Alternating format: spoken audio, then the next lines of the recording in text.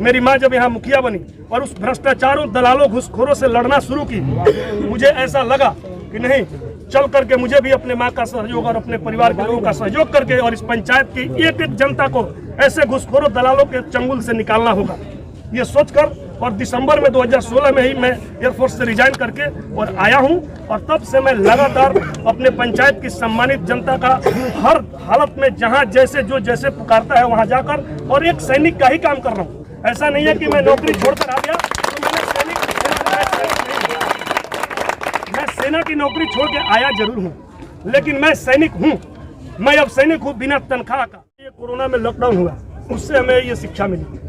आजकल का जो पढ़ाई है, ज़्यादातर पढ़ाई ऑनलाइन हो रहा है। ज़्यादातर बच्चे यहाँ नौजवान साथी भी हैं, छोटे बच्चे भी हैं, सौभाग्य से हाई स्कूल है, इसलिए सभी लोगों की पढ़ाई कोरोना में ऑनलाइन शुरू हुई थी। जो बच्चे प्राइवेट स्कूल में पढ़ते हैं उनकी भी पढ़ाई ऑनलाइन हो रही थी। तो मेरे दिमाग में ये आया कि ये ग्रामीण क्षेत्र है, सभी लोग शहर की विकास की बात कर रहे हैं, डिजिटल शहर सब लोग बनाना सोच रहे हैं, डिजिटल सिटी बनाएंगे, लेकिन मैंने सोचा कि मैं इस करसघाट पंचायत में 2 गांव है, करसघाट और पकड़ी, मैं करसघाट और पकड़ी गांव को डिजिटल बनाने का काम करूंगा। और वो काम तब होगा जब उस पढ़ाई के लिए, जो ऑनलाइन पढ़ाई हमारे बच्चे करने की कोशिश करते हैं, जो ये ग्रामीण क्षेत्र के बच्चे हैं, कमजोर बच्चे हैं, ऐसे परिवार के बच्चे हैं जिनके पास नेट पैक का भी प्रॉब्लम है, नेट पैक नहीं हो सकता है, वैसे लोगों के लिए हमने सोचा है कि चुनाव जीतने के बाद, ये मेरे एजेंडा में भी है, सबसे पहला काम इस पंचायत में मैं वाईफाई लगाने का करूंगा।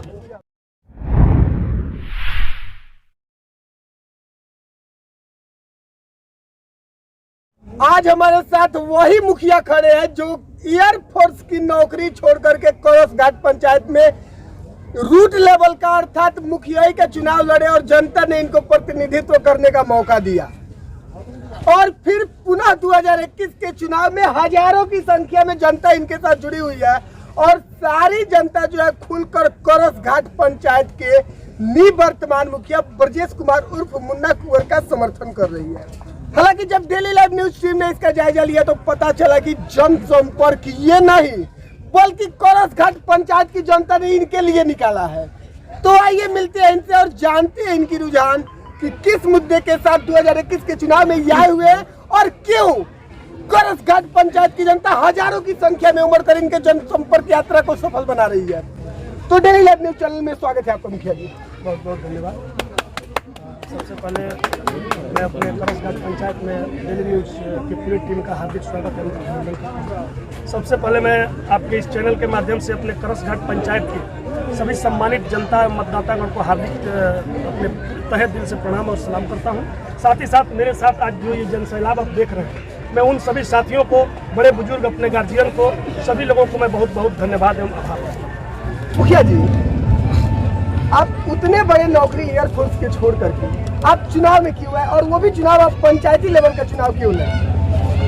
देखिए, मैं नौकरी में था उस समय इस करसघाट पंचायत से 2006 में हमारे पिताजी मुखिया बने थे। यहाँ की सम्मानित जनता ने हमारे पिताजी को मुखिया बनाया था।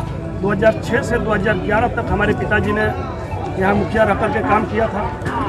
हमारे पिताजी का सपना था कि इस पंचायत को भ्रष्टाचार से मुक्त कर देना है और इस पंचायत में जो घुसखोरी दलाली चलती है उसको समाप्त करना है। उन्होंने खूब काम किया और वो एक ईमानदार मुखिया के रूप में आज भी जाने जाते हैं।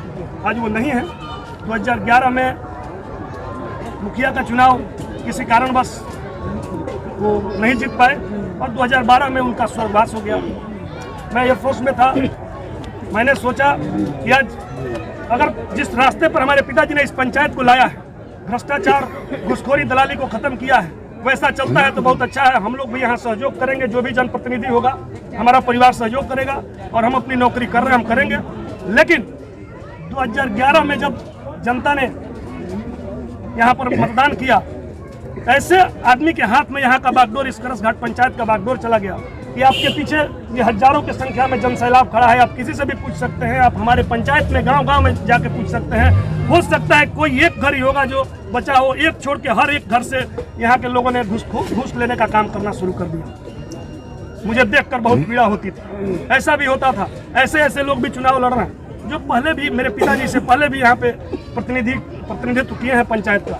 उन लोगों का काम था, अगर एक दस्तखत करना है तो उसके लिए भी पहले पैसे की जरूरत होती थी। राशन कार्ड बनाने के लिए बोरा में रुपया कसने का काम यहाँ किया जाता था। उन सब चीज़ों को देख करके बहुत पीड़ा होने लगी। नौकरी में मैं था, मैं नौकरी कर रहा था। आपका कहना सही है, एयरफोर्स की नौकरी छोड़कर मैं क्यों आया, ये तज्जुब की बात है। बिल्कुल। लेकिन 19 साल मैंने एयरफोर्स में नौकरी किया था।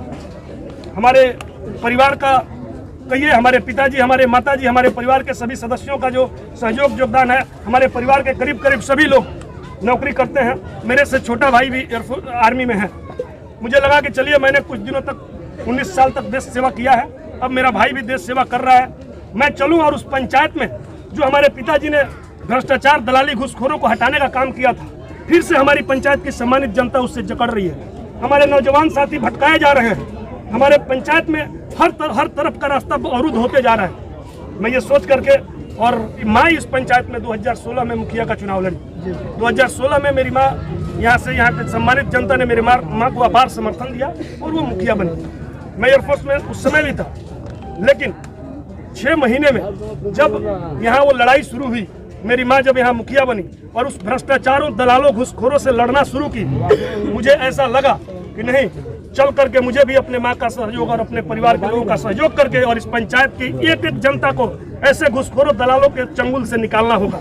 ये सोचकर और दिसंबर में 2016 में ही मैं एयरफोर्स से रिजाइन करके और आया हूं, और तब से मैं लगातार अपने पंचायत की सम्मानित जनता का हर हालत में जहां जैसे पुकारता है वहां जाकर और एक सैनिक का ही काम कर रहा हूं। ऐसा नहीं है कि मैं नौकरी छोड़कर आ गया तो मैंने मैं सेना की नौकरी छोड़ के आया जरूर हूँ, लेकिन मैं सैनिक हूँ। मैं अब सैनिक हूँ बिना तनख्वाह का। एयरफोर्स में नौकरी करता था तो मुझे तनख्वाह मिलता था, सैलरी मिलती थी। मेरा बेटा यहीं पे है, ये एयरफोर्स में बहुत अच्छे स्कूल में पढ़ता था, हमारा परिवार उससे चलता था, लेकिन मैं उस एयरफोर्स की नौकरी को छोड़ के आया। ये बात जरूर सही है कि मुझे पेंशन मिलता है। मैं नौकरी छोड़ के आया और यहाँ आकर यहाँ भी मैं एक सैनिक का ही काम कर रहा हूँ। बिल्कुल। मैं यहाँ सैनिक का काम कर रहा हूँ अपने पंचायत के एक एक जनता के लिए, एक एक नौजवान साथी के लिए, एक एक माता बहनों के लिए, एक एक बड़े बुजुर्गों के लिए। 12 बजे रात को भी अगर कोई पुकारता है, ऐसा नहीं हो सकता है कि मुन्ना कुंवर उनके एक 2021 के चुनाव में आपका मुद्दा क्या है, किस मुद्दे के साथ आप आए हुए हैं? देखिए, भ्रष्टाचार की जो बात आप कर रहे हैं, भ्रष्टाचार मुक्त तो हुआ है। मैं भ्रष्टाचारियों को का पैसा तो बंद किया ही हूँ। मैं ये नहीं कहूँगा कि भ्रष्टाचारियों को खत्म कर दिया हूँ, भ्रष्टाचारी तो यहीं पे हैं, वो जाएंगे कहाँ, लेकिन मैंने उनका पैसा बंद कर दिया है और भ्रष्टाचार समाप्त है, घूसखोरी यहाँ समाप्त है। कहने के लिए कोई कुछ भी बातें करे, आप न्यूज वाले हैं, आप जाकर के पंचायत में घूमिए, हमारी पंचायत की एक एक जनता से पूछिए, वहाँ आपको पता चलेगा इस पंचायत से हमने दलाली का काम समाप्त किया है। अब 2021 का चुनाव है, आपने जो कार्य किया है उस कार्य के बदौलत तो हजारों की संख्या में जनता जुड़ी हुई है, लेकिन 2021 का जो चुनाव है उसमें आपके पंचायत के सारे प्रत्याशी कुछ न कुछ एजेंडा लेके आए हुए हैं जो कि जनता के समक्ष रख रहे हैं। आप क्या मुद्दा लेके आए हुए हैं करसघाट पंचायत? सबसे पहली बात है कि लुभाने की जो आप बात कर रहे हैं, बिल्कुल वो ऐसी बात नहीं है। इस करसघाट पंचायत की एक एक जनता, एक एक नौजवान साथी, एक एक बड़े बुजुर्ग, माता बहन, सभी लोग बहुत ही समझदार हैं। यहाँ किसी को कोई नहीं बहका सकता है, कोई नहीं लुभा सकता है। लुभाने के लिए तो लोग कर रहे हैं, 5 साल तक लोग सोए हुए थे, आज लुभा रहे हैं, लेकिन यहाँ कोई लुभने वाला नहीं है। रही बात काम की, तो हमने 5 साल में काम किया है। हमने सरकार के द्वारा जो भी जनहित की कार्य हुए हैं, हमने हर काम को किया है, हर विकास के काम को हमने करने का काम किया है, भली भांति हमने किया है। कुछ काम जो कोरोना लॉकडाउन की वजह से, कुछ काम जो भारी बारिश की वजह से बंद हुआ था, वो कुछ काम बाधित है, जो कि पूरे बिहार में बाधित है। बाकी हमने हर विकास का एक एक काम यहाँ करने का काम किया है। जो बाधित काम है उसको भी हम पहले काम करेंगे। जैसे ही हमें 2021 का हमारा चुनाव ये खत्म हो रहा है, यहाँ की सम्मानित जनता, यहाँ के बड़े बुजुर्ग हमें मुखिया बनाते हैं, मैं सबसे पहले जो बचा हुआ काम है उसको करूँगा। उसके बाद भी मेरे पास बहुत सारे काम हैं, जिसमें 3-4 काम अहम है जो मैं अपने नौजवान साथियों को ध्यान में रख के, अपनी बहनों को ध्यान में रख के और बड़े बुजुर्गों को भी ध्यान में रख करके करने का सोचा हुआ है। उस काम को भी मैं पहले करूँगा। शिक्षा पर आपकी क्या पहल होगी 2021 के चुनाव के बाद? देखिए, पंचायत में शिक्षा की जो बात है, स्कूल की संख्या हमारे पंचायत में है। हमारे पंचायत में विद्यालय पर्याप्त मात्रा में है। कुछ विद्यालय है, एक जैसे विद्यालय है प्राथमिक विद्यालय पकड़ी। सबसे पहले मेरा ये एजेंडा है कि चुनाव के बाद मैं वो लड़ाई लड़ूंगा कि मेरा वो जो प्राथमिक विद्यालय है वो कम से कम मिडिल स्कूल हो जाए, उसको मैं मध्य विद्यालय बनाने का काम सबसे पहले करूँगा। दूसरी बात, यहाँ जो 2 मध्य विद्यालय हैं उनको मैं हाई स्कूल बनाने के लिए अपने एजेंडा में रखा हूँ, करसघाट पूरब, करसघाट पश्चिम। और एक विद्यालय यहाँ ऐसा भी है, वो उसमें अभी भवन नहीं है। बहुत लोग, बहुत विरोधी उस पर कई तरह के कमेंट कर रहे हैं, लेकिन मैं आपको बता दूं, इस चैनल के माध्यम से उनको भी बता दूं कि यहाँ पे ऐसा कुछ प्रॉब्लम नहीं है कि वो नहीं बनाया जा रहा है। आप भी जानते हैं शिक्षा विभाग के बारे में, सरकार की हर एक गतिविधि को जानते हैं। सरकार उसका पैसा सीधे अलॉटमेंट करके शिक्षा विभाग को ही देती है और शिक्षा विभाग से उसका अलॉटमेंट होकर के आने के बाद उसमें काम होता है। हमने पर्याप्त मात्रा में जमीन की व्यवस्था भी कर दिया है, वहाँ सारी बाकी सभी चीज़ों का हमने व्यवस्था करके रखा है। पैसे के अभाव में, और पैसा देना तो हमारा काम नहीं है, मांग करना हमारा काम था। हमने बार बार लिखित में दिया हुआ है, कई बार लिखित में देने के बाद उस विद्यालय के बनने के लिए पैसा भी अलॉट होकर के आया है। लेकिन ये दुर्भाग्य था कि अलॉटमेंट हुआ आचार संहिता लगने के बाद, अब अलॉटमेंट खत्म। जैसे विद्यालय को भी मैं उसका भी भवन बनवाने का काम जरूर करूंगा। अब बात हो गई पढ़ाई लिखाई की, तो पढ़ाई लिखाई की बात किसी से छुपी नहीं है कि बिहार सरकार में किस तरह की क्या व्यवस्था है। शिक्षक की व्यवस्था हमारे पंचायत में भरपूर है और हमारे पंचायत के जो भी शिक्षक हैं, मैं दावे के साथ कहता हूं, आप चैनल वाले हैं, आप भी पता कर सकते हैं, छोटे बच्चे भी हैं। और सौभाग्य ऐसा है कि आज जहां हमारी आपकी मुलाकात हो गई इस जनसंपर्क यात्रा के क्रम में, वहां बगल में ही विद्यालय है, आप वहां भी देख सकते हैं। यहाँ के सभी शिक्षक बहुत ही अच्छे हैं। हमारे पंचायत में जो भी विद्यालय है, हमारे पंचायत, चूंकि ब्लॉक लेवल का बात मैं इसलिए नहीं कर पा रहा हूँ कि आप कहेंगे कि ब्लॉक की बात क्यों कर रहे हैं। मैं मुखिया संघ की अध्यक्ष मेरी माँ है, इस नाते भी हम पूरे ब्लॉक के बारे में जानते हैं। तो हमारे यहाँ जो भी शिक्षक हैं, हमारे ब्लॉक स्तर के भी, मेरे इस सिधोलिया ब्लॉक में जो भी विद्यालय है, सभी विद्यालयों के शिक्षक बहुत ही अच्छे हैं। और इस पंचायत के जो बात है, सभी शिक्षक समय से आते हैं, पढ़ाई भी करते हैं। लेकिन एक सवाल जरूर है, वो सवाल है संसाधन का।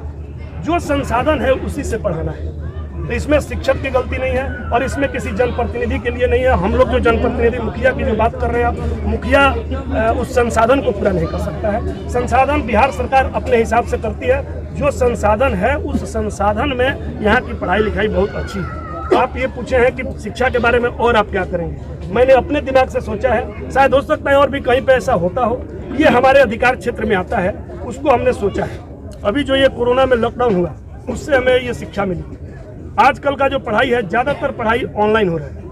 ज़्यादातर बच्चे यहाँ नौजवान साथी भी हैं, छोटे बच्चे भी हैं, सौभाग्य से हाई स्कूल है, इसलिए सभी लोगों की पढ़ाई कोरोना में ऑनलाइन शुरू हुई थी।